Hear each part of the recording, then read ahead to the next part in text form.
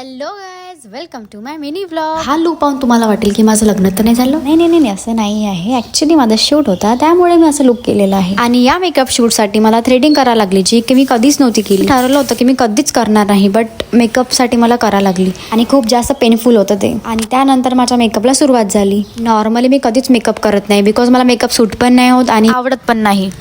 आता इथून माझा भूत बनायचा सफर सुरू झाला. काही वेळातच माझा मेकअप डन झाला. बघा, या आहे आपल्या सारिकाताई, यांनीच माझा मेकअप डन केला आणि मला खूप सुंदर असं बनवलं आहे. हा एक ब्राईड लुक आहे आणि पर्सनली मेकअप मला खूप जास्त आवडला. त्यात मी खूप सुंदर दिसत होती आणि नॅचरल वाटत होतं सगळं. आणि आता उन्हाळा सुरू झाला, त्यामुळे खूप जास्त गरमी होत होती, तरी या छोट्याशा क्यूटच्या फॅनने मी हवा देत होती स्वतःला.